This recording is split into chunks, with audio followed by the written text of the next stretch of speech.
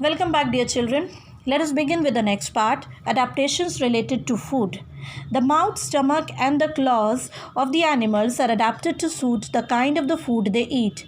We have already talked about the thick lips of camels. Let us talk about some general adaptations of the animals that eats plant and those that eats the flesh of the other animals. So in this part we will learn about the adaptations of different animals depending upon their food habits. Okay, because some animals they eat plants only, whereas there are some animals who eat both plants and animals, while there are some animals who eat flesh of the other animals. So depending upon their food habit, they have different types of stomach, teeth, lips, claws, mouth, etc. Let us see. Herbivores. Herbivores are the animals that eat plant. Since they do not need to tear the flesh, so they usually do not have canines. So they do not have canines because they do not tear flesh.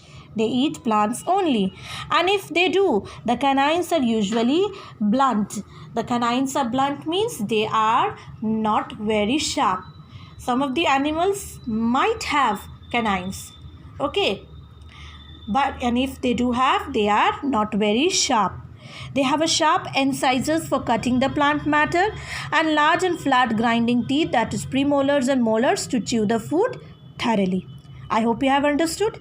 So their intestine are generally long because it is difficult to digest the plant matter. The intestine of herbivores are usually long. Why it is long? Because they need to digest the plant matter, and plant takes more time to get digested as compared to the flesh. That is why they need to be in the stomach and intestine for longer duration. And if they need to be for a longer duration, that means the intestine should be longer enough to store the plants that is being eaten by herbivores. यानी ज़्यादा time के लिए पेट में plants रहना है. That is why their intestine is longer. Okay. Some herbivores such as cows and camels, they have large stomach with partition to digest the food stuff they eat in steps. They have a stomach which is partitioned, we say divided. Okay, why it is partitioned? So that they can digest the plant that they eat in steps means because they eat large amount of the plants at one go. Then after sometimes again they will eat, after sometimes again they will eat, because they eat large amount of the plants. So the stomach, they need a partitioned stomach where they can store these plant matter and then they can slowly digest it. Okay. Herbivores depends on bacteria living in their stomach or intestine to digest the food. So herbivorous animals, they depend on bacteria. There are bacteria present in their stomach that can easily digest the food they eat. Next is carnivores. Carnivores are the animals that eat the flesh of the other animals. They have a sharp incisors for biting and large and curved pointed canines to hold and kill their prey. They have sharp incisors so they can easily bite the flesh, and they have the curved canines. You can see this one, they have a curved canines. Okay, so that they can easily hold their prey. They will hold the prey with their mouth and they can kill their prey. I hope you have understood. Their premolars and molars are pointed too to help them tear the flesh and crush the bones. The premolars and molars are also pointed so they can easily tear the flesh and crush the bones. The stomach of the carnivores produces a lot of acid to help in digestion of the flesh. So stomach of the carnivores produces the acid. Acid helps in digesting the flesh. Herbivores, they do not produce acid. That is why plant takes lots of time to get digested. And carnivores, their stomach produces acid, which helps in the digestion of the flesh.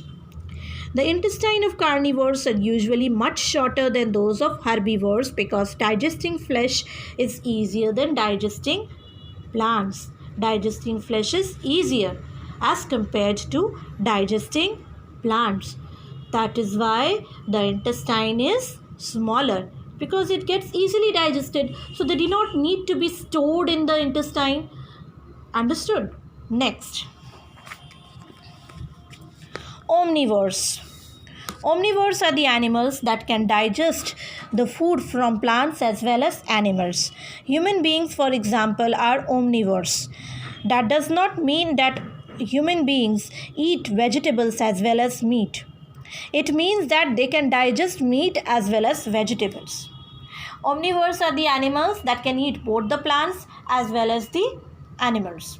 Understood?